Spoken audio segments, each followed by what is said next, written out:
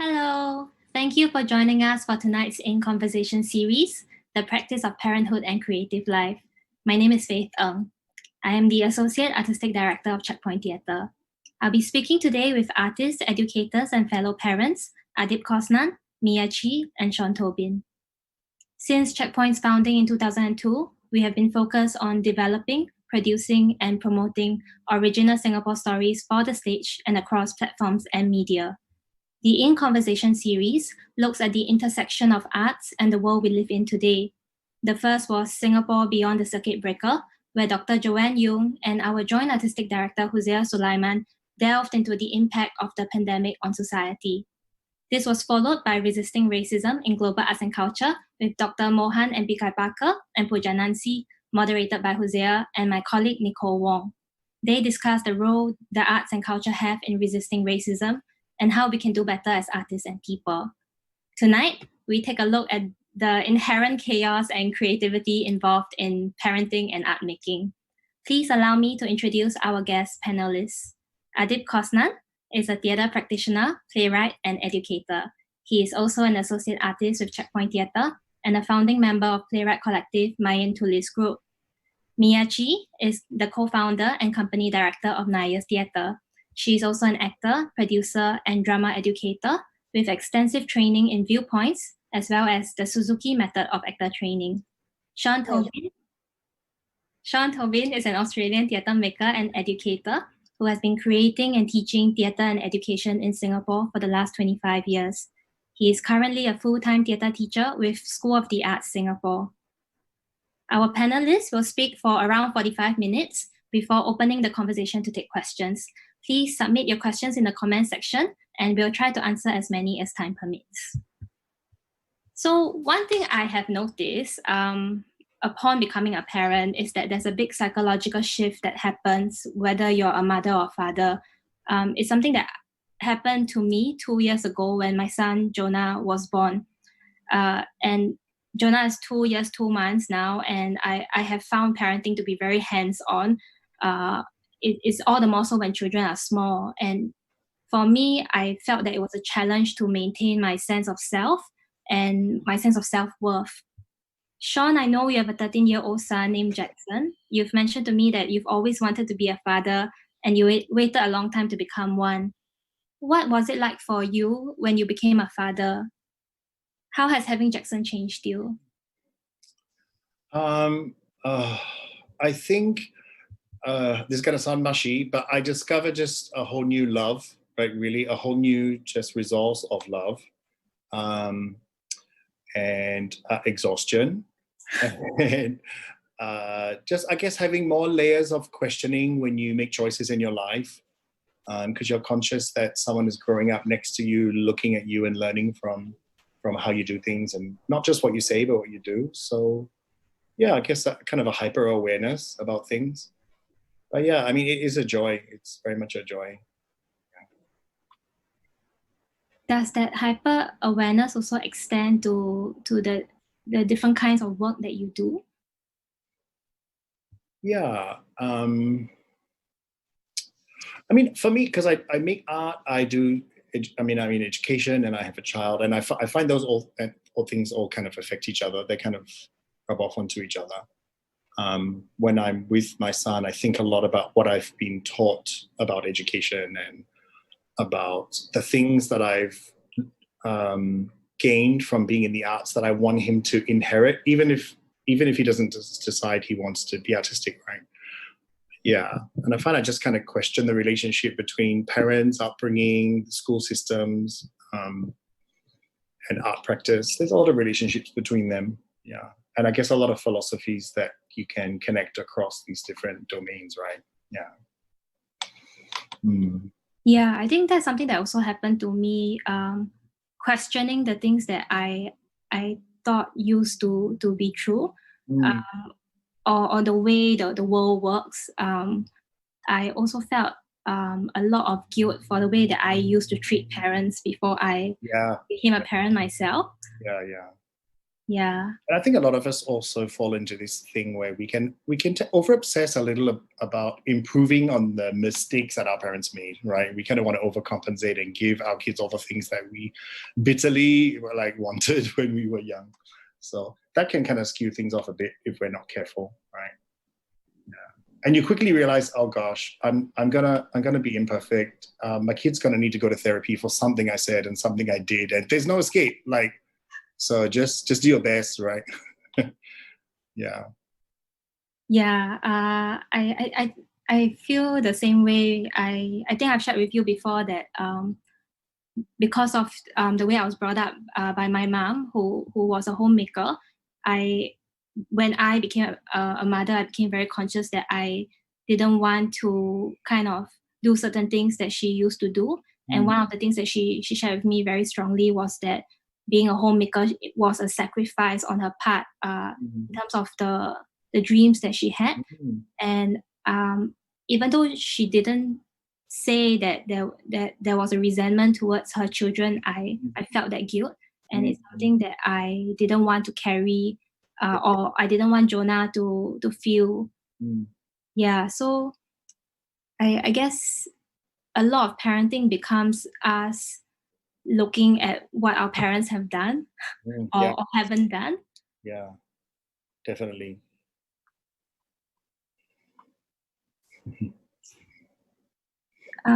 Mia, you made the decision to stay home for 8 years with your now 16-year-old daughters, Reese and Renee. Speaking from personal experience, I know that it's not an easy choice to make. I also struggled a lot with whether or not I should stay home and look after Jonah because I don't have any help, or whether I should go back to work. And for some reason, a lot of that burden falls on the woman to make that decision. How did you come to make that decision, and what was it like for you? Well, back then when we found out they're going to be twins, I just straight away knew that I have to stay home because, well, first thing of all is that we don't have the financial ability back then to have a domestic helper, and also a choice that we do not want to go for. We don't want to depend on a helper, but want to actually take care of the kids ourselves. And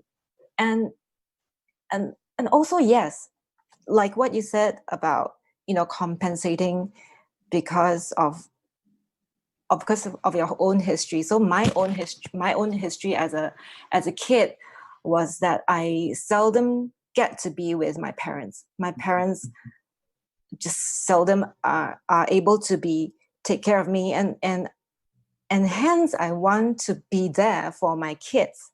But then, so once you decide to become a stay-home mom, and then you think maybe it's just for 2-3 years, but then it just stays because you get used to it. It just keeps you rolling in that, I don't know, that world, and sometimes it is hard to actually get out of it. But it's true that twins take really double the work, and I think through those years I actually lost a lot of memories because scientifically mothers are supposed to erase, genetically be erased some memories, so that they can actually go through they're willing to go through childbirth again. So I think I got double the dose, and I just lost like myself. And so I was very happy being a mom. I felt very fulfilled because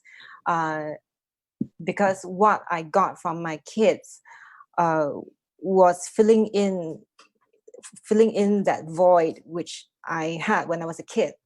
But then on the other side, because I had to quit work totally, so as an artist I was very deprived, and I felt jealous because my husband got to do his work.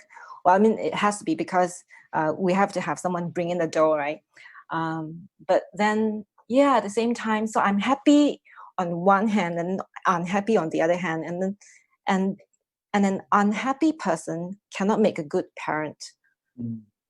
Maybe half a good parent, but not 100% good parent. So I discovered that along the way. And then when the kids were big enough, we decided that, hey, it's time for me to come back and, find what I actually want to do, something that will make myself feel happy as well. Yeah. Along the way, during that 8 years, how did you hold on, I guess, to your sense of identity? What were the things that you did that helped you to feel that, this is still me, I'm still myself? So I think when the kids were about 3 years old, somebody got me into a theater project. So I went for rehearsals and I was like, super happy to be back in the rehearsal room. But then I was super rusty. I was scared, and then I sucked on stage and all that. And then I thought, if I cannot do it full-heartedly, I might as well don't. But I still needed some way of outlet for my creativity. So I went into making jewelry, because making jewelry does not require your full heart, body, and soul in it. So that's something that kept me going for a while. But also on the other hand, being a parent, you have to learn how to solve problems in parenting, and then also how to solve problems for your kids as well. And I find that by doing that, it makes me become a more courageous person. Maybe before that, I'm not so courageous in making decisions, but by becoming a parent, I actually learned how the world works. Before that, maybe I didn't. So after that, I find that it actually makes you a more courageous person. Yeah, I can totally relate to what you've just shared. I also don't really remember much from the first year of Jonah's life. It was really a very chaotic and mad blur of learning how to breastfeed and learning all his different cues of like sleep and feeding, and being so worried about keeping him alive that I remember that there were days that went by that I didn't even shower. It was really quite insane. And I also, when I finally went back to work, I remember sitting at my desk and taking very, very long just to write one email, because I couldn't even like gather my thoughts to write one sentence together. For Adib, is that something that you saw, I guess, in your partner Hafiza? I think in a sense the transition into motherhood and having to suddenly take on all these different roles was something that I felt very helpless, because there's only so much I could do. I could help with everything else, but what she was going through, the postpartum depression, the anxiety, I learned very quickly that if she was anxious about something, my first instinct should always be to, okay, what is this about?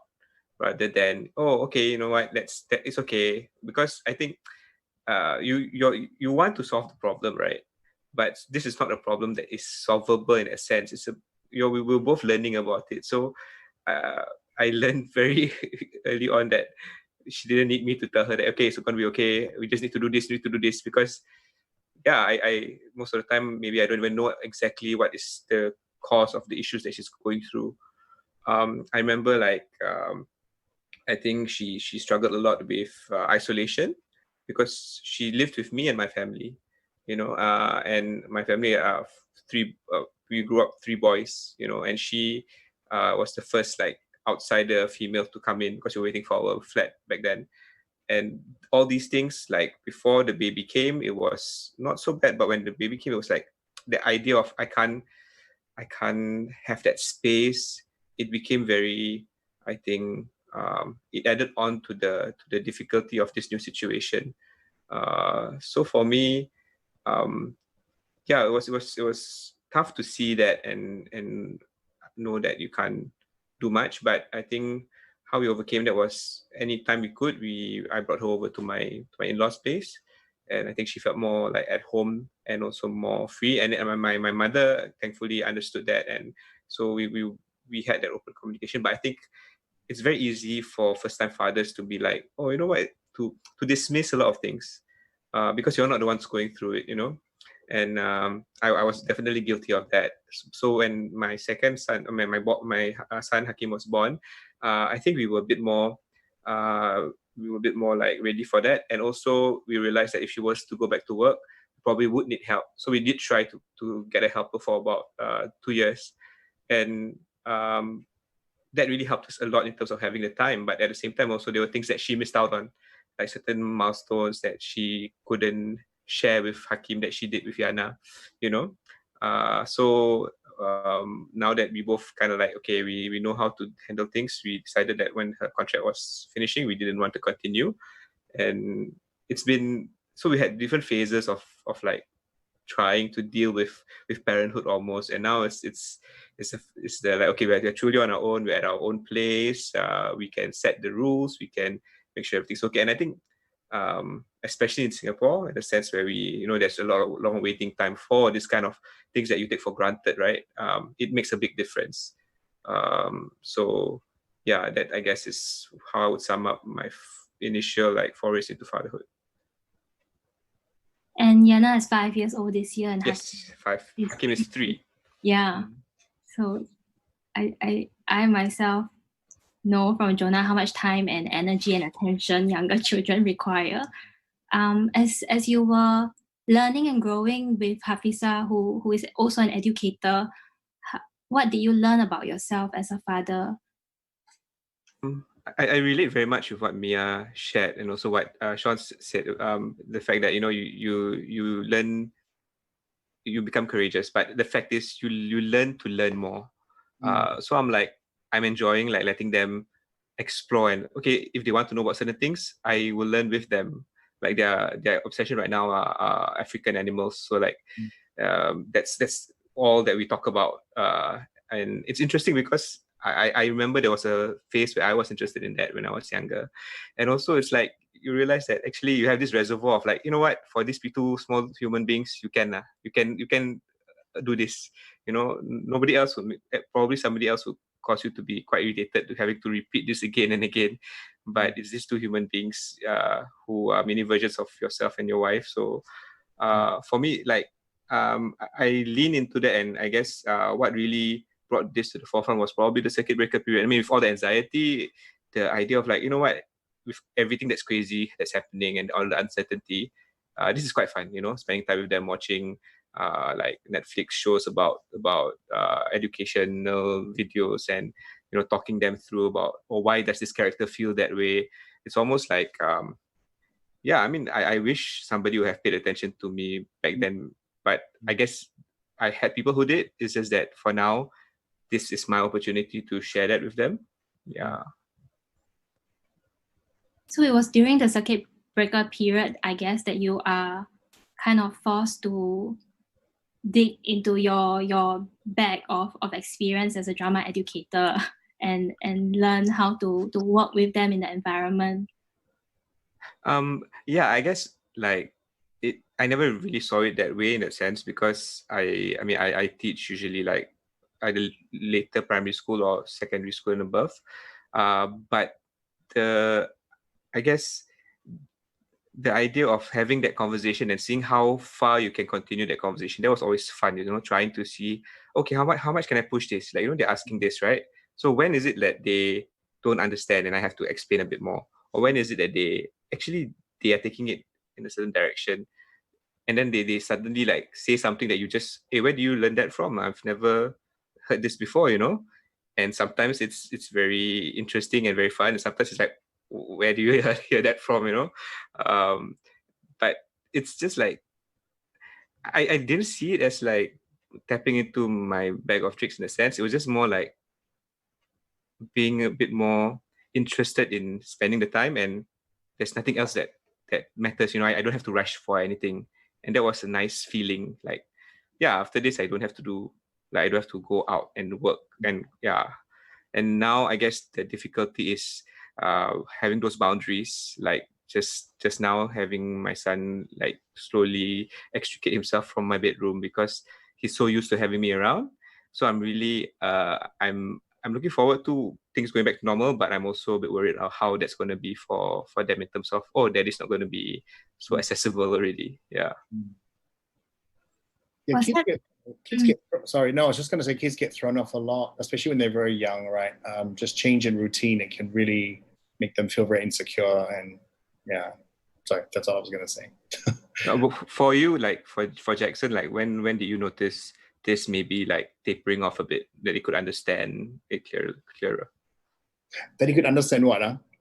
That, I mean, this change is part of like, especially part of, let's say, your career in that sense. Yeah, I feel like maybe towards the end of primary, I think I started to see maybe a surrendering of things which maybe he tried to fight for or didn't understand and would always ask. Like he could never understand why I would have to be at work at night or why I might have to work in the weekend sometimes. And really no kind of rational explanation would satisfy him, because actually really what he's saying is, that that's wrong. Like you shouldn't have to do that. Like you should be with me. I want you here. So yeah, but I think that just eventually by upper primary, I think it's a bit sad, I guess. I think he just gave up. Like he realized, okay, well, that's not going to happen. Yeah. And I guess maybe they start to learn to appreciate what they have a bit more. Yeah. Yeah. But yeah, it is really nice when they're young and you see the world through their eyes by just the things that they find interesting, the questions they ask, the assumptions they make, or the connections they make between things. It's quite amazing to behold as a parent. Yeah, I think one thing I am discovering is that even though I am in theatre and even though I am a playwright, I actually am not a very creative parent. I somehow assume that being in the arts, I would have that innately in me when I'm looking after my child, but I found that it is actually a lot of work that I have to put in. And I am learning from a lot of parents who say, oh, I'm not an artistic person or I'm not creative, but these are the things that you can do. These are the activities that you can do with your child that I would never have thought of before. Yeah, I wonder if you find that, you guys find that as well in terms of your different identities. I mean, I think a big part of parenting for me has been partly trying to look and actively discipline myself to look and listen to what my son wants to do. Because I am quite a believer that when we're born, there is like a thumbprint, like a unique thumbprint. We have a personality that is kind of there. We have an inclination, we have a love language, or whatever it is, right? And I feel like there's a danger as parents and as teachers, right, and members of society, that we don't look and just listen to this child. We learn to just kind of see them as just a child. But I'm a big believer that every child is very unique. And so what they're curious to play with, the questions they ask, it tells you so much about them. And you just need to look and listen. And I also feel it's really important to show them that you respect their unique perspective. I think that's really important.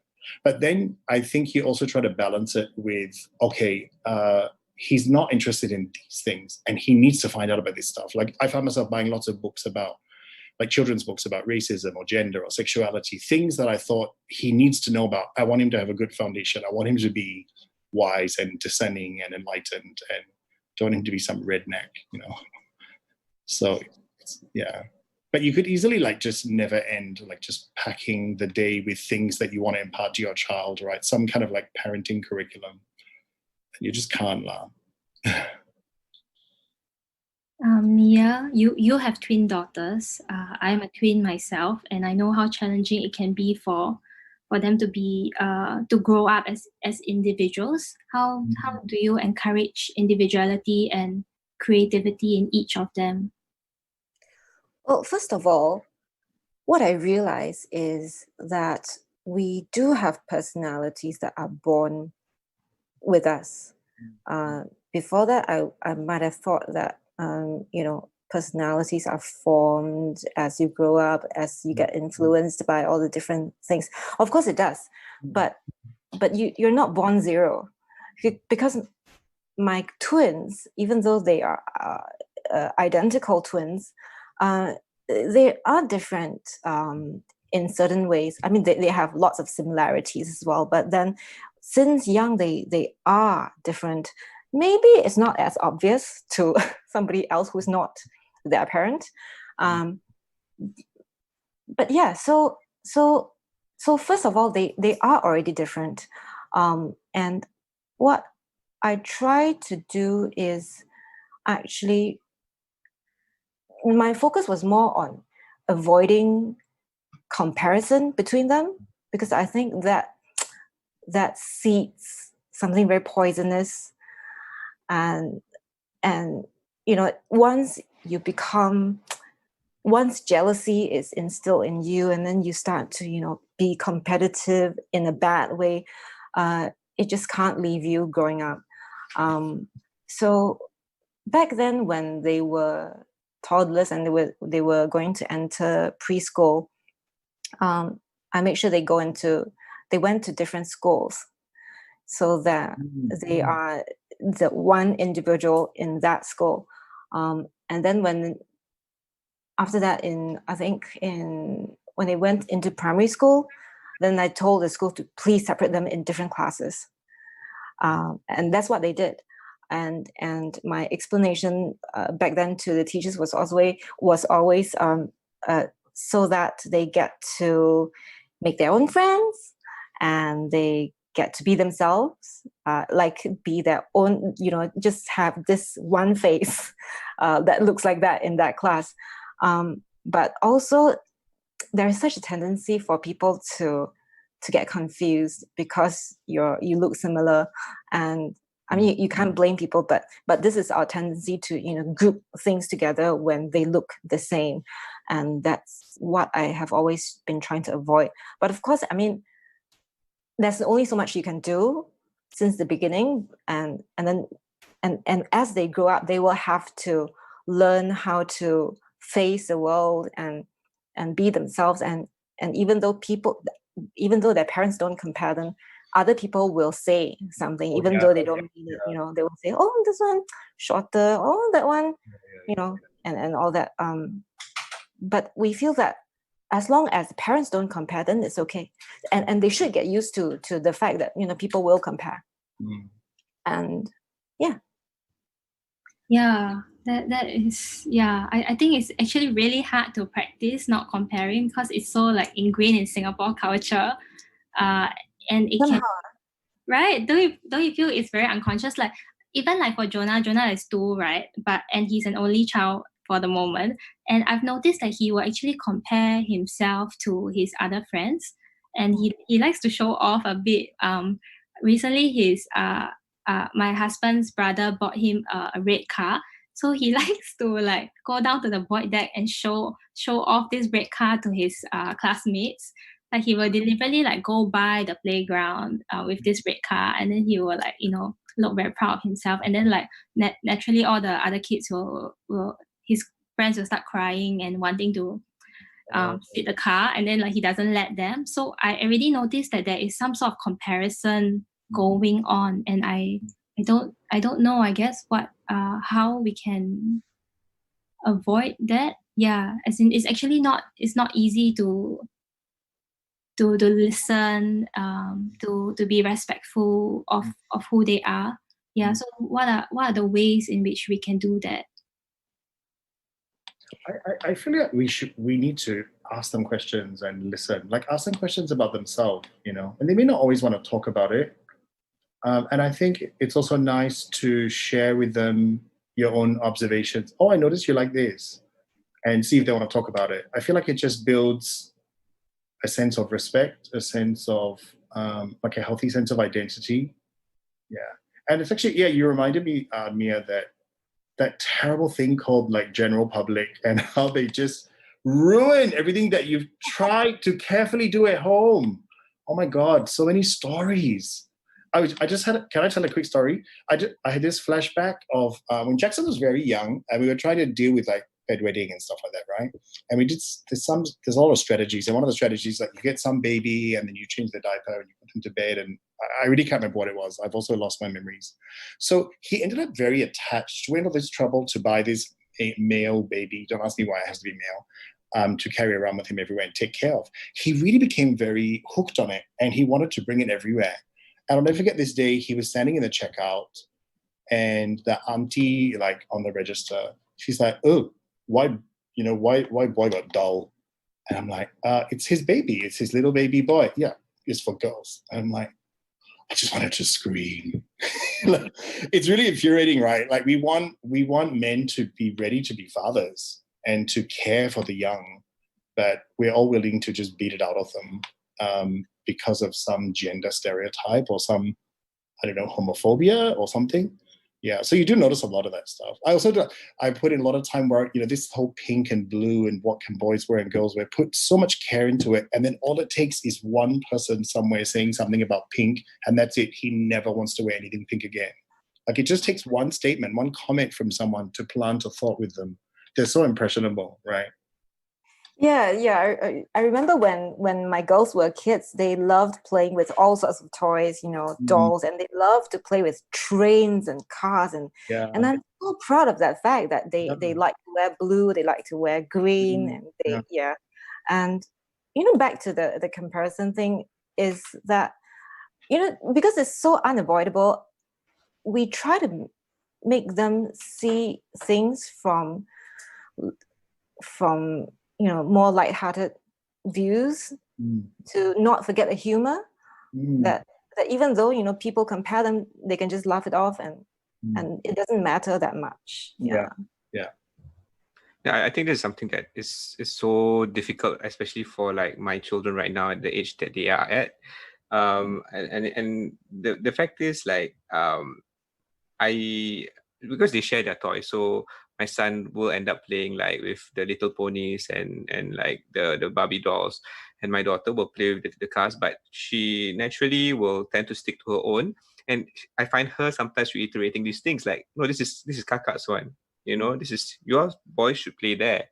And then I'm like, it's a lot of effort to kind of like try to reinforce this, because you talk about it and they're okay, and when they watch like shows, like my son will sometimes watch like Little Pony and things like that.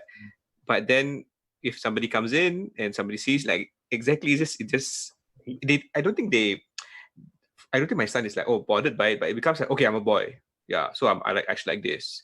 And then sometimes like when you ask him what color she wants to wear, oh, it's blue, because that's Hakim's color.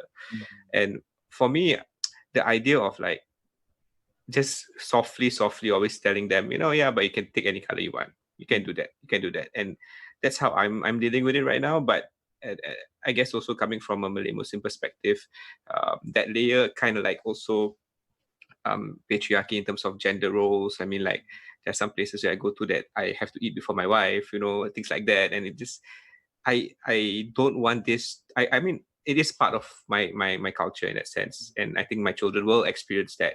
But I want them to realize that it doesn't have to be like that. And why is it like that? It's not something that we should just cancel and not talk about it, because we need a lot of talking to actually make a change.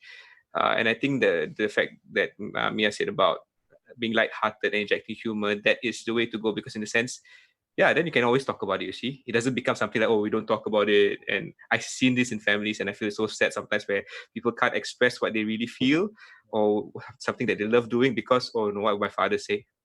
Or my mother will be so disappointed in me. And I think for me, if there's an aspiration, that is not the kind of dynamic that I ever want for my family. I find that so interesting because how in the arts, these are the things you do in the rehearsal room, right? You are questioning norms and conventions and the assumptions that are pegged to genders. And every day I feel I have to do it with my kid.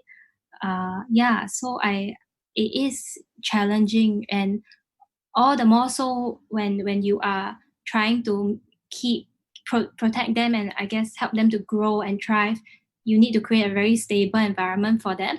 And it's really not easy in the theatre industry because it can be quite demanding. As we all know, the hours aren't your usual 9 to 5. There's a lot of time spent in rehearsals, and performances will take place in the evenings and weekends. So inevitably, sacrifices have to be made in terms of time. Adib, as a freelance theatre practitioner and educator, how do you make it work with your wife Hafisa? I think one thing that I found very helpful is just time blocking, in a sense, blocking out certain times where, this is definitely a no time. And if, let's say, there are periods of times when my evenings are going to be taken, then how many times in a year does it happen? It cannot be production back to back. It cannot be, it needs some time because the kids need to see me, and she needs a break because she teaches preschool 9 to 5, and sometimes it's just too much of taking care of children of that age. It's taken a lot of trial and error to get here. It's taken a lot of conversations. It's taken a lot of tension because you want to do the best in your work, but at the same time you want to do the best for your family, right? And sometimes we both want the same thing, but just the situation doesn't allow it. So certain things that I've done is like I've stopped accepting classes early in the morning so that I make sure every single day I can send my children to school. And if there is like an exception, then I really need to make sure that I get help in advance, like from my in-laws or from my own parents to do something.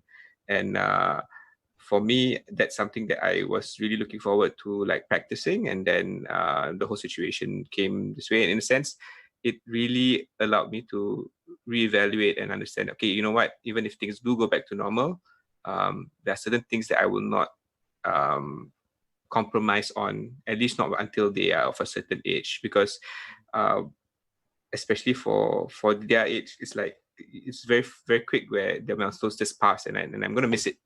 I don't want to miss anything if I can, but right now I think it's an opportunity for me to, if I can pick and choose, which thankfully I have been able to have the privilege of doing so, then okay, I'm gonna do that. It's tough because when you start in this industry, it's all about hustling and making sure that everything is covered. It's like you look at your empty calendar, your like anxiety levels like up the wall. But I've learned to be more chill now and just like, it is what it is, and things work out in their own ways. Other opportunities in other forms happen, and you just need to make sure that you take those. Yeah. So I guess it's about being very disciplined with your time and having those periods of time blocked out that are dedicated to your child. And I guess having conversations with your partner constantly, which is not, it's not easy because we can often be at very different places. Talking about creative partners, Mia, you returned to the workforce in 2012 when you started 9 Years Theatre with your husband Nelson. What was that like, and how did it affect your co-parenting relationship? That was, well, we started easy because, when you first start a company, it's not as if everything come together at once, right? You start with some paperwork first. The good thing about it is then I didn't have to explain my schedule to my husband because he's having the same schedule as me and, totally complicit. And then I think our advantage is we can actually try to plan our schedule so that we can be there for the girls when they need us. So instead of rehearsing at night, we switch our rehearsals to the daytime. And but then of course there are times when things can't be helped and we have to program something or we have to have rehearsal during that vacation. And I know that is when they will be rather unhappy. They don't say it. They are very understanding. They are wonderful girls. But you kind of get a sense of it, that they don't get to go out with their parents and because it would be very different when we are there, and then we will bring them out and we'll go bring them to different places. But yeah, I mean, it's also hard trying to maintain this work life with Nelson. First, I mean, on that basis, and then we have to maintain work-life balance with our kids also, and it's unavoidable that we will bring up our work at the dinner table, and then they will, they know so much things about our company by now. Yeah, I remember before this whole pandemic happened, like each time we had a production, I would be out in the evenings, on Thursdays, Fridays, the weekends, and then when it got to the stage where Jonah could talk, he would say things like, "Mommy not coming home," and it sounds like forever. I'm not coming home, and then I would feel so so terrible. And for me, I became very, very conscious, that hyper consciousness that Sean talked about what I do with my time. And Sean, I wonder if that's the same for you. Yeah, definitely. I think also you realize that you can't do everything, so you have to just say, well, these are the things I'm going to do with my time to respect my family and care for my child. And it means there's a lot of things I'm not going to be able to do. There's a lot of ways I'm going to disappoint them and they're going to be upset. But I think what you can do as a parent is just make a very conscious choice together with, your spouse or the co-parent as to, how you're going to spend your time and energy and what things you're going to let go of and what things you're going to focus on. Yeah, but there's always going to be gaps and you just have to surrender those, I think. And also, we don't have control of our child's perception. Like, there's a lot of things that are in their head, like little narratives that they're telling themselves, which we have zero control over. And as a parent, that's a terrible thing. Like, you, especially if you're a controlling parent, you like to think that you can just manage all their thoughts and make sure they're just this social, emotional, nirvana. But they're not going to be. They're going to develop dysfunctional thoughts and unhealthy patterns, and that's just what makes them human, right? Yeah. Sorry, I don't know if I answered your question. Yeah, you have. That a lot of it is not within our control. I guess we just do what we can with the time that we have, with whenever we are with them. I know a big thing for me, especially when Jackson was very young, I had to really get past this thing of, oh my God, my son just wants to play Lego with me all the time. And it is boring. Like, I'm bored of this. And I had to remind myself, this is so much more than just playing Lego. Like, his Lego is everything. And if you will sit with him in that world and play Lego with him, then that's priceless, right? That's not something you can get by splurging and going to the zoo or something like that. Like what they really want to do, their own personal art form or their own personal discipline, if they invite you into that world and you show them that you respect it and you're going to spend time in it, I hope that is powerful for the child. Yeah, because you could very easily dismiss it. I'm not going to play Lego. Like why would I do that? Back then was Lego. Now when they're now teenagers, it's about K-pop. Yeah, and they make you sit and watch K-pop with them. Yeah, and no, can I no. Then like 3 seconds later, I was like, okay, maybe yes, just one MTV, just one. Yeah. So I tried to game the system. So I got them hooked on like DC Comics, like children's cartoon, because that's something that I enjoyed growing up. And it worked to the sense so that they know like the whole backstory of the Teen Titans universe and things like that. And so what I can do is I can borrow the graphic novels from the library. I can read with them for a while, and then when it gets too graphic, I'm like, okay, let's go do something else. And for me, it's like, I totally get what Sean is saying, because right now it's Legos, it's like playing with guns, it's playing like cooking with my daughter. But I try to like slip in a bit of like things that I kind of like as well. Yeah. I spent a lot of time and money. I decided that I would buy DVD box sets when we still use them for all these like shows that I grew up with. I liked this idea that he would get to see the shows that I loved as a child, like Flintstones, so Brady Bunch, the old Batman, that kind of vintage Batman. And so we watched all that kind of stuff. And I thought, I just want to expand his world. And he liked it. And it was at an age where, their appetite is still kind of innocent. Yeah. So I think it's a bit of give and take. They can't just do what they want all the time. There are ways of introducing things that you think they will like and be interested in and benefit from, and expand their point of reference, right? I like this idea of gaming the system. I will try it. Right now, I am just like full steam into Baby Shark and different kinds of trucks. Oh my god! Yeah. It can drive you nuts. It really can. Okay, so let's take some questions that our audiences have posted. From Ellen Johnson. Artistry often involves challenging the status quo or the prevailing ideology. This mindset may not be suitable for child rearing. I'd like to hear your thoughts. Maybe we could hear from Mia first. I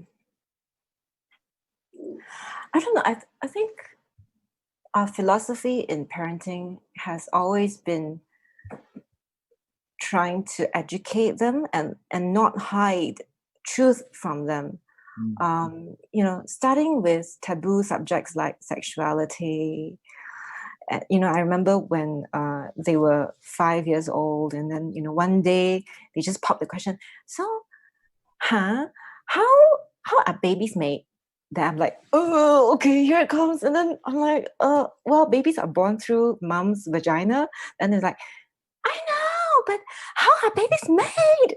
And then I had to tell them, okay, give me some time. I'll think about how to answer you.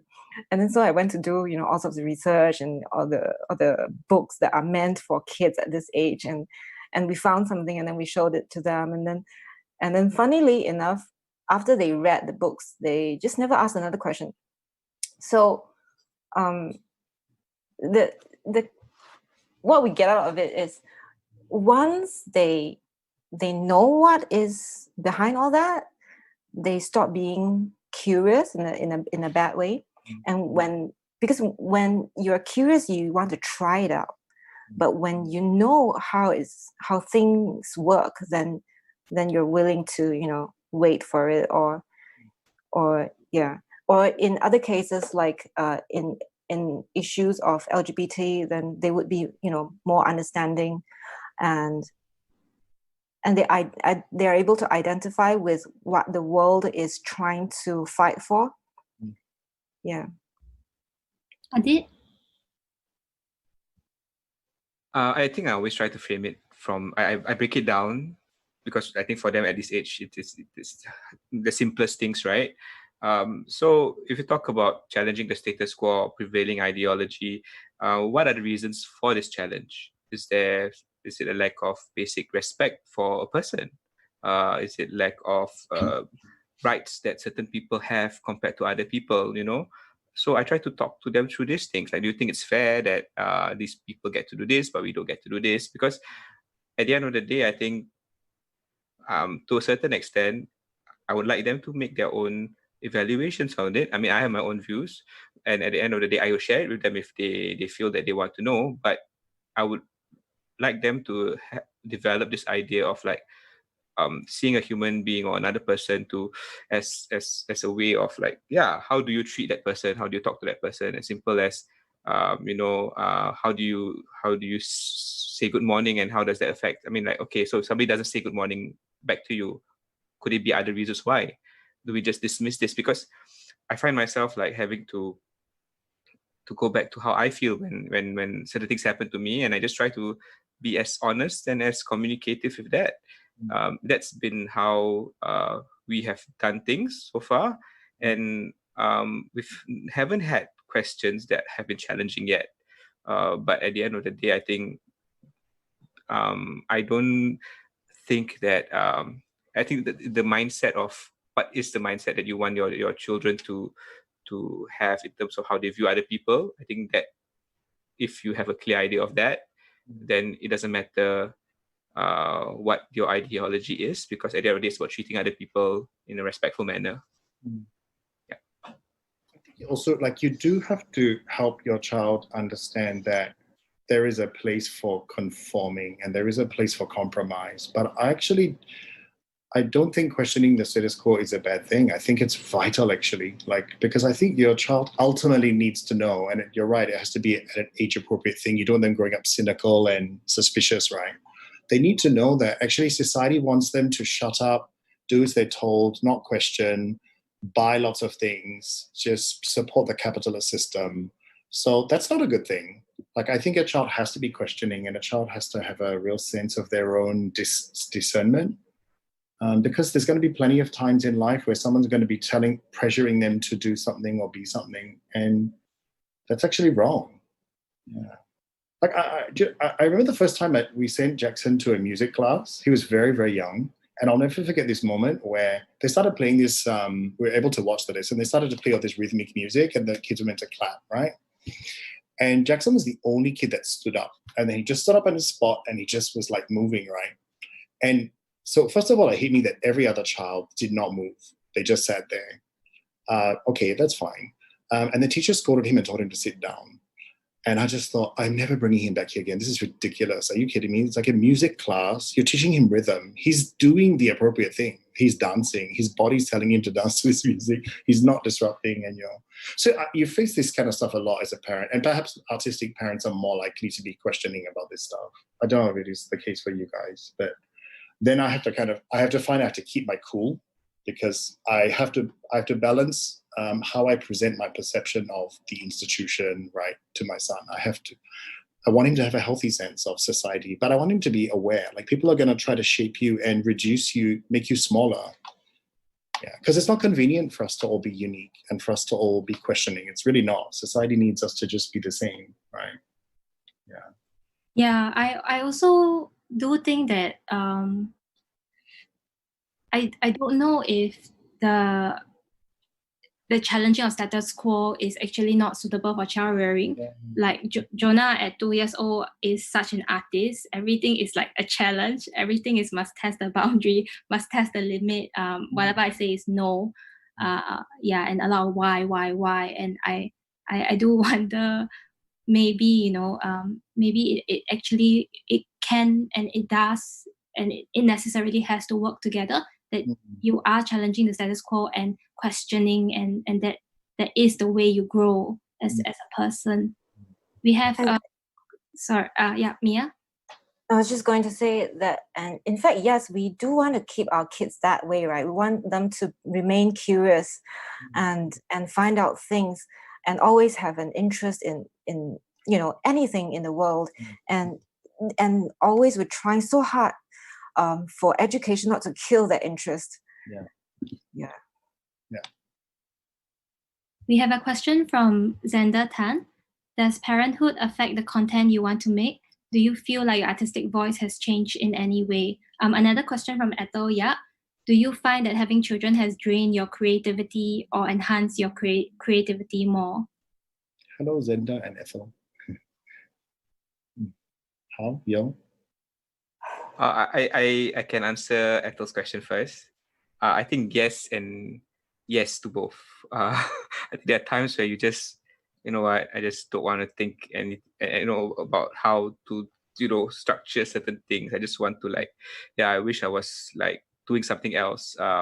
Then sometimes when you see them watch something that excites them and that stories are the things that excites me, and that's why I do what I do, to tell stories, then you get reminded of this. And I think it's really at different points of your journey as a parent. I mean, for me, to be honest, when my daughter was born, I was in the midst of a 3-week run of a show, and I barely made it home for those 3 weeks. And at that point of time, I was just you know what, I've been a new father, and I can't spend time with my baby, right? And those times are when I feel I wish things were a bit different, and it's hard to even focus in rehearsals where you have to give so much of yourself, right? But at the same time, then the creativity that leads you to like what Mia says. I mean, daycare for 9 years, you guys do your rehearsals in the day and things like that. So for me, I try to be creative with my scheduling as well, and I feel it gives me time also when I move things around and people are able to accommodate that, it does sometimes, actually working this way that's different from what I'm used to, does open up different ideas and different ways of dealing with it. So I think you find at different points of that journey where that you will feel those ways, and I think it's okay. I think especially for a mother, because your bond is a different bond. So it's like I think it's all right, and it might come back, or it might go away, or it might like increase in the future. But it's a big thing becoming a parent. It's life changing. So yeah, I think just don't. Yeah, it's gonna change the way you perceive things, and it's interesting. It's scary. But at the end of the day, it's something that you will definitely learn a lot from. So yeah, sorry if I rambled a bit. I think having children does not drain your creativity. It just drains you energetically. Yeah. So you get tired, of course, definitely. But as a parent, I feel you might get even more creative, because you have to, be really creative in finding out all sorts of ways to satisfy your kids when they don't know how to, communicate. But yeah, I guess through parenting, I find that I become more creative in the sense that I grow as a person.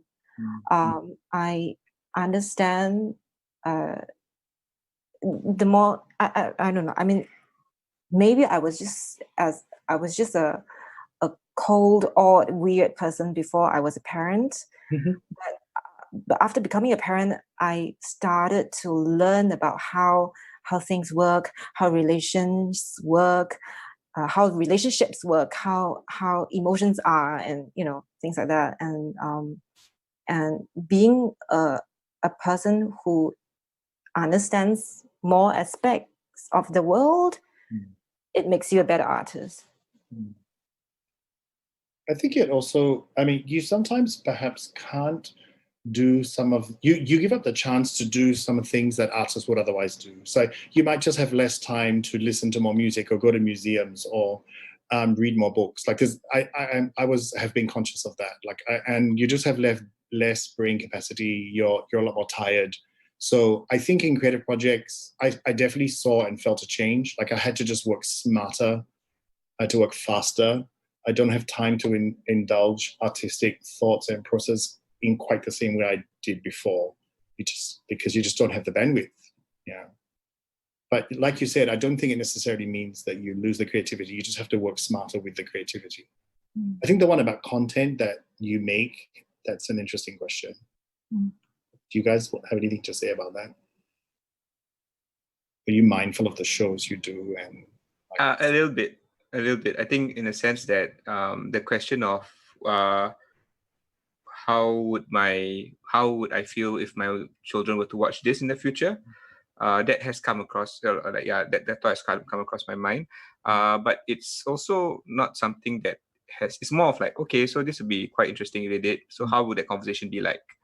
And for me, it wouldn't stop me from doing anything per se, but at the same time, it's like, okay, so you think about yourself as an artist in a different way, from a different perspective.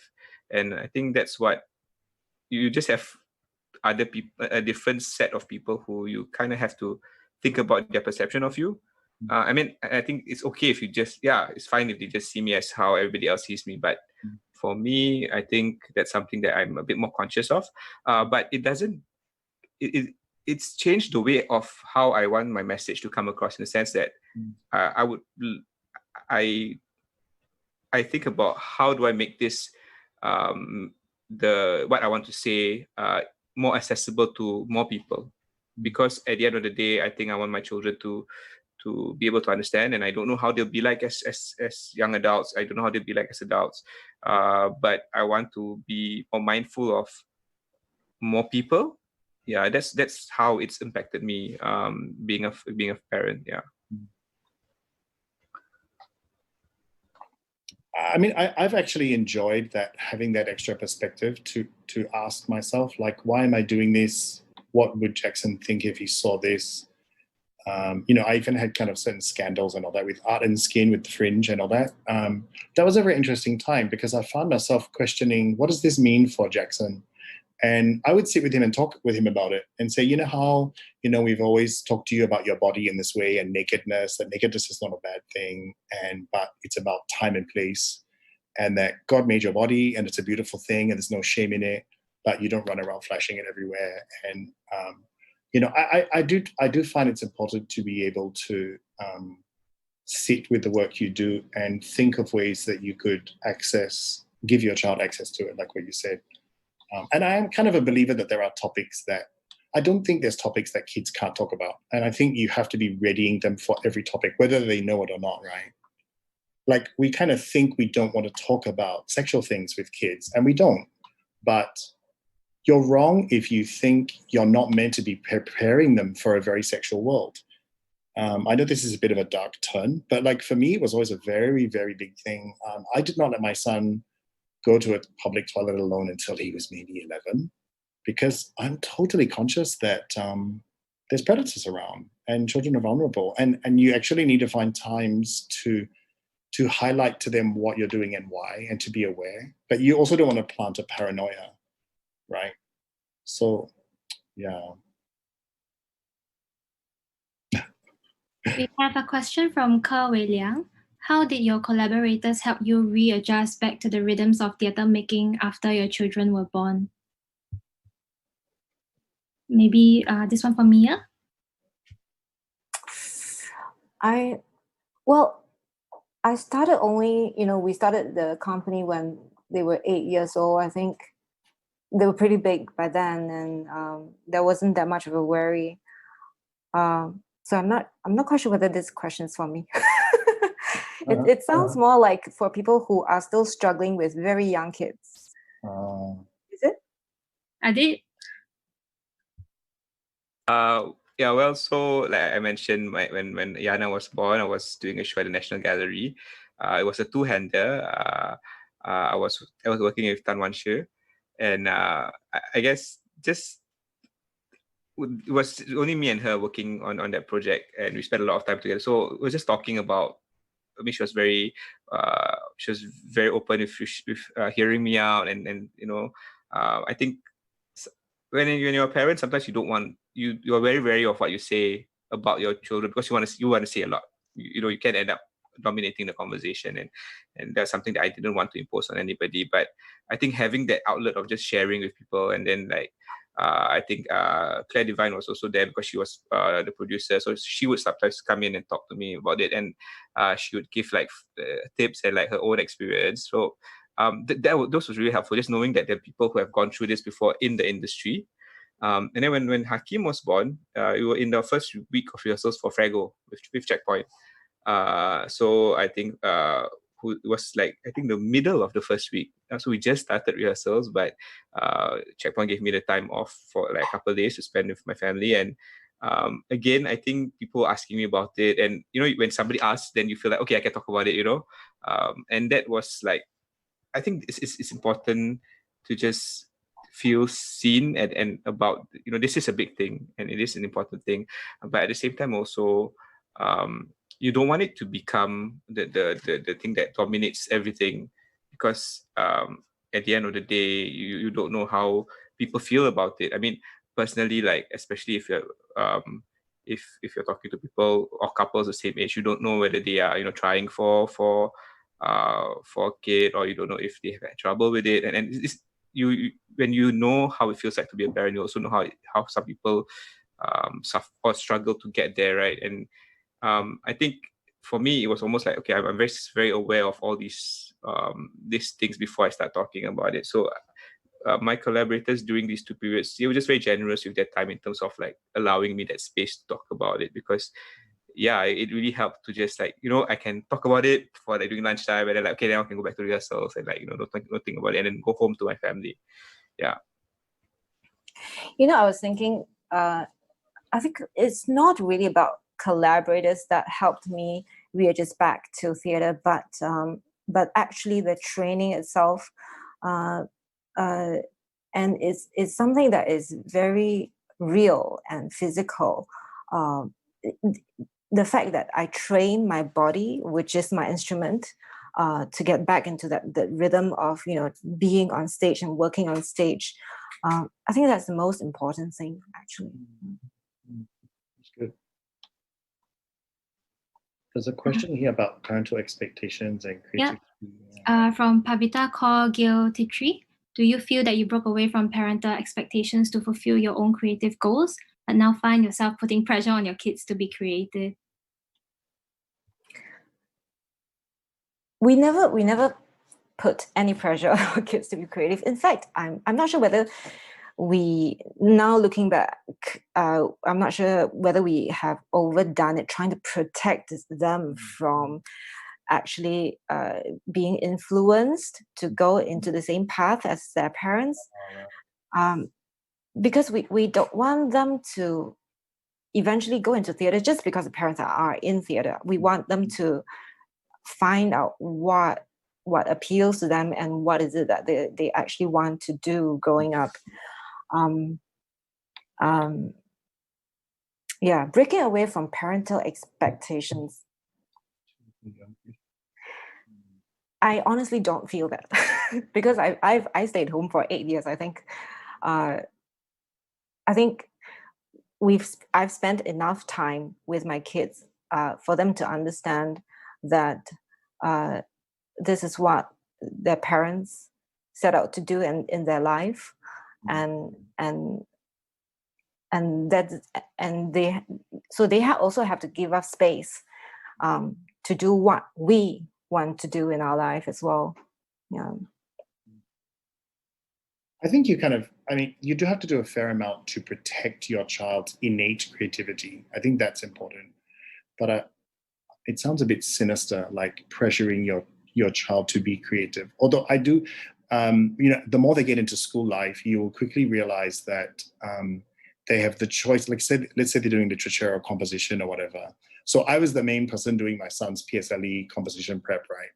And I was so stubborn. I refused to, he did all the test papers and all that kind of stuff, but I refused to let him do a single story where he didn't feel a creative impetus, because I refused to let story writing just become an exam prep thing to get a score. I absolutely refused, because that is just criminal.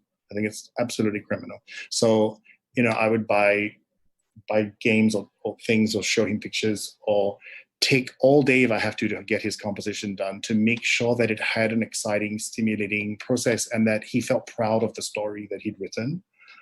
And he had to follow the structure that was required of him in the essay. But, that takes a lot of work to do that. But, if he ends up doing something non-creative, whatever, that's fine. But I don't think creativity is exclusive to the arts. I think everyone has it and needs it and deserves to use it in their life, right? Mm-hmm. So I get pretty protective in general about even my own students as well. It doesn't matter what career path they take. Creativity is a gift from heaven that you should be able to just use, right? Being expressive, being imaginative, that's life. That's part of what makes life interesting. But yeah, I think a lot of people wouldn't wish artistic practice on our kids, because it's hard unless they really want to do it, right? Sorry.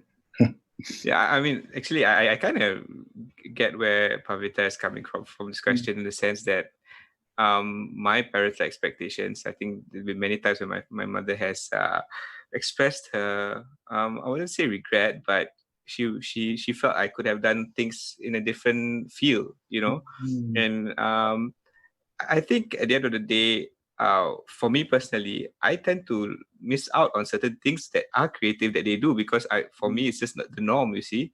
Like when we're talking, right? And then like someone like my brother or my mother will say, "Oh, this is such an interesting conversation." I'm like, "What do you mean? That's just how we talk." It's just, we're just talking about things. And then, I guess it can be seen from outside perspective that, oh, you are training her to talk in a certain way, but no, I'm just talking to my daughter. That's just the way I do speak to her. And for me, I know how it feels like to be suggested that you should do this, or why are you still doing this? I wouldn't want to impose that on my children. But at the end of the day, what I would personally want them to do is to know, have a myriad of options that they know, okay, you know what, this is what I then want to do. And like Sean, I wouldn't begrudge them if they didn't do anything in the arts, because like creativity does come in many ways, and I think now it's like a world where you can access so much information, right? So the sky's the limit. So I think you want them to know what they're good at, and you want them to feel they can contribute, and you want them to find ways to do it thoughtfully and responsibly, and that's what's important. We have another question from Samantha Lay. First of all, thank you for organizing this panel and sharing your stories. I'd like to hear your thoughts about a child's feelings of regret and guilt towards their parents, something that you've touched on. Even till today, I experience them towards my parents over the sacrifices they've made for me or over some decisions I've made for myself. I'm interested in your opinions about these feelings now that you've become parents and have gained the perspective from the other side. Is there a way to construct a parent-child conversation on this matter creatively?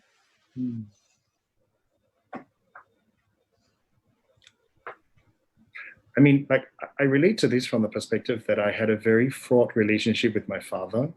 And I think I was quite unforgiving about him. And I think being a parent and continuing to be a parent forever, I often find myself thinking, oh, wow, Dad would have been going through this with me. And that was hard. And I hadn't thought about that.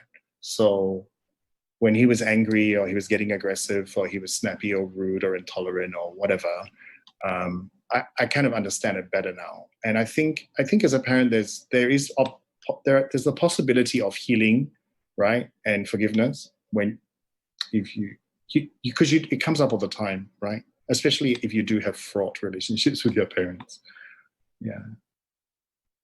I find that the one of the many things that I learned about parenting is the thing about forgiving. I don't know, maybe having kids made me more compassionate as a person. And and so I have forgiven many things ever since I became a mother, about all those things back then, when those things that I couldn't let go of, now I've let go. And I think as a parent, the parent will always forgive the child. So if you have regret or guilt towards your parent, just work on it. Just go to the parent and work on the relationship, and they're always ready to forgive. I think I relate to certain degrees to both what Mia and Sean shared. It's made me a bit more aware of the frivolity of some of the things that I used to demand of my parents, of like, I remember there was one incident where I really, really wanted to eat something, and it was a pao, and it's not very difficult. At that point of time, it was not very easy to get halal paos. So my parents were like driving around trying to find it. And when they got it, it was a sambal ikan bilis one, not a chicken one. And then I was like, I don't want to eat this. And I was in my mind, I was like, I thought my parents were overreacting when they reacted and got really angry. I'm like, no big deal. I just want to eat this. I was like 7 at that point of time. But it's like, I mean, the idea that they would go somewhere, it was like late at night, and they did something for me, and you take things for granted a lot. But at the same time also, I try to remember it from my perspective. Like, I didn't see it as that, I don't have that same level of understanding that my parents had. So they were frustrated and angry, but I was like, I just don't want to eat this. And then I try my best to not be angry with my children when they do that to me. It's not easy because it's so, but I guess it's about, I think from an artist or from an actor's perspective or storyteller's perspective, I always remind myself to try to look at things from both sides. And that's helped me to like tone down my reactions to certain situations, but not all the time, because we're only human and things do happen. But then what I learned to do that I think I didn't get with my parents was like the fact that, okay, let's talk about it after, which personally I feel has helped like make my children understand, even if let's say they may not understand exactly what is going on, but I need that, I need that outlet of telling them, why I was angry. It's because of this and this and this. It's okay if you don't understand. I just need to talk to you because I want us to have this channel of communication. And I don't want it to be like, okay, I'm angry at you, you don't know why. And you can feel this tension because I've gone through that and I don't want that to continue. Yeah. Another question from Faye Lim. What do you see as possibilities to further support parenthood and/or caregiving within creative art-making practices and careers, taking into consideration the gender implications to the question as well?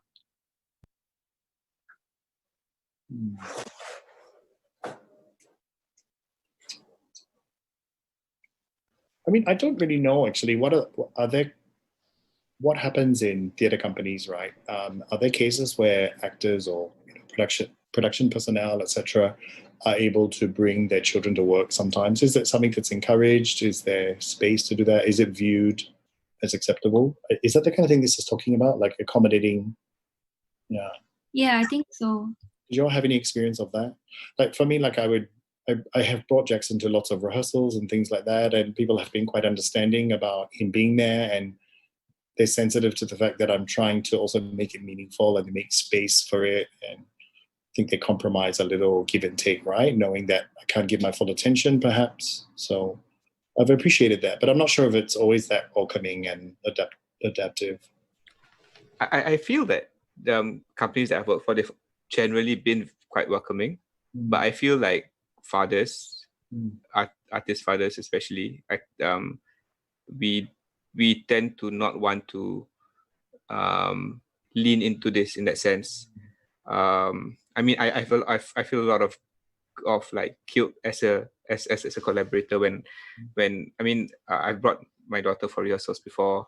I've brought my son for rehearsals before, and I feel like, oh no, I'm not giving myself here. And everybody was very nice. Everybody was, and for me, that's something I feel I need to change, like as a father, because it can't always be like the mother has to take the childcare leave, and in a sense, it's also about just rewiring the way you think about these things, because it's very easy to like park it to the mother, and so the mother has to deal with it, and I'm guilty of it myself in the sense that sometimes I still, if I'm the one dealing with my children, I will still be calling my wife and asking her about certain things. So it's something that I'm personally working on, but I do feel that our industry has been very accommodating in general.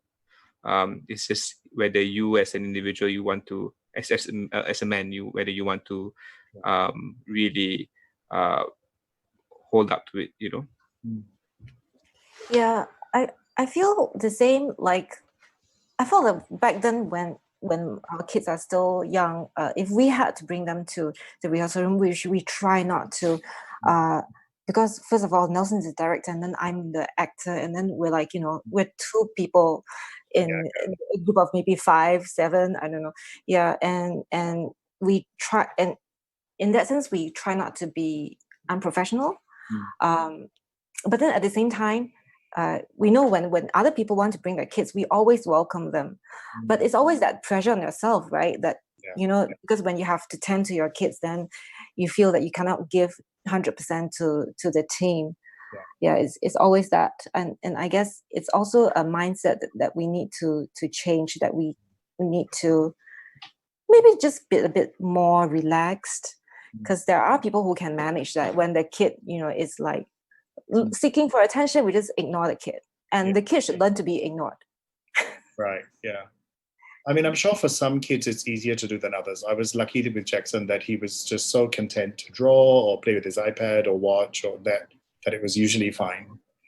But yeah, for other kids who maybe are more hyperactive or whatever, it could be hard, right? Or children with maybe certain behavior needs. My kid is hyperactive, and at Checkpoint Theatre, everybody has been very welcoming. I think they are like a mini Jonah fan club. I just spam them with like photos and stories about Jonah, and they have been very kind to accept all of it. I don't know, to what degree. But yeah, it is difficult because I've realized that each child has, for Jonah, he has his own routine that is very, very specific. He needs to nap at a certain time. When he was younger, he was up to 3 naps a day. And then I remember somebody in the office asking, why don't you bring Jonah to work, and we can put like a little playpen for him and like a cot, and then he can just sleep there. And then I remember saying, I really don't think it's possible because he has 3 naps. So like as I'm working, what is going to happen? I have to take that half an hour to like settle him right into a sleepy state, and then go down for the nap, and then he wakes up, and then there's another half an hour of getting him. So it is quite difficult to have those 2 areas meet. That's what I'm finding. Yeah. We have one more question. It will be the last question, and that is from Andrea Schulwen. Circling back to the heart of the question, therefore, what is a creative parent? And as creative practitioners, how do you think art movement in Singapore can evolve as a result of these changing parenting paradigm today?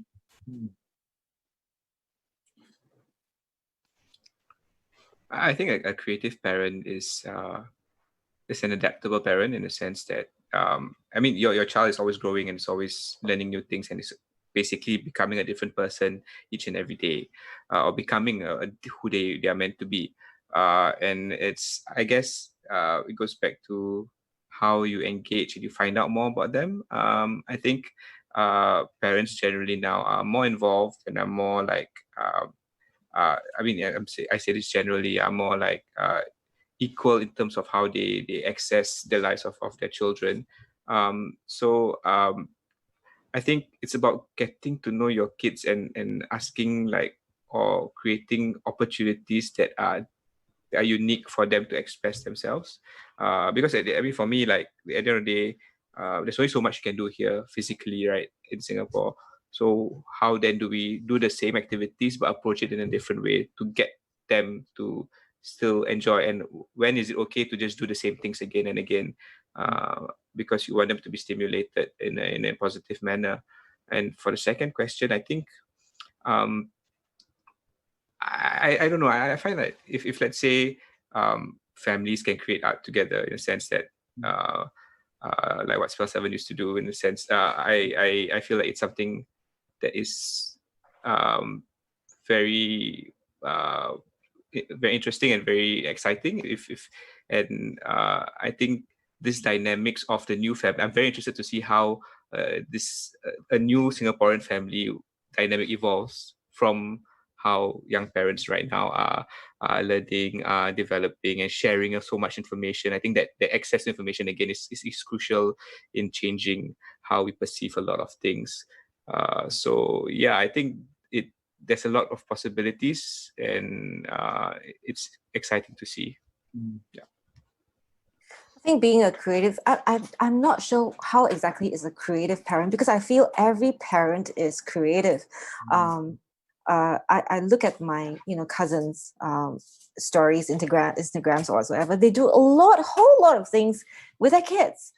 But I guess what is most important is the fact that you allow your kid to find out things and to be able to be independent in their thinking and also in doing things. Oh, that's my cat upstating me. Okay. Right. And there was a time when our parents didn't have any time to look after their kids, and so they just throw their kids at home on their own, and they can all learn to grow up and do things, and they become very independent and gung-ho and all that. And then there was a generation which were they were very precious because we reduced our number of kids, and then all the parents or grandparents dote on them and spoon feed them and do everything for them. And so now into this next generation, I hope that we learn to allow our kids to find out things on their own, so that they can form, I don't know, a more generous view of the world, because the world view is much bigger nowadays. We're not, because of the internet and stuff, we're not as limited to just our neighborhood or our country. And I think that is the most useful thing. Someone has also said here, Faith, they want to hear what you want to say about this last question, so you should share. I think a creative parent, I agree with Mia completely, is every parent every day being creative with the circumstances that are just thrown at them. Can you get enough help? They always say it takes a village to raise a child, but honestly, not many people actually have that village. And it can be very difficult and being creative, like Adib mentioned, with your time and being very sensitive, like Sean mentioned, being very hyper conscious of what you are exposing, not just your child to, but your audiences too. I feel that in becoming a parent, I am a better artist, and in becoming an artist, I'm a better parent, and hopefully both become stronger because of those two parts of me. But of course, it's not easy. And what I'm seeing, especially with this whole pandemic, is that a lot of very neat boxes and categories are slowly being dismantled and being questioned. And I don't think art will be as it used to be, where art forms are strictly theater and strictly dance, or strictly physical and strictly digital. And it's the same with people. And especially what I'm seeing in the younger generation is that they are creating their own jobs, creating their own job descriptions.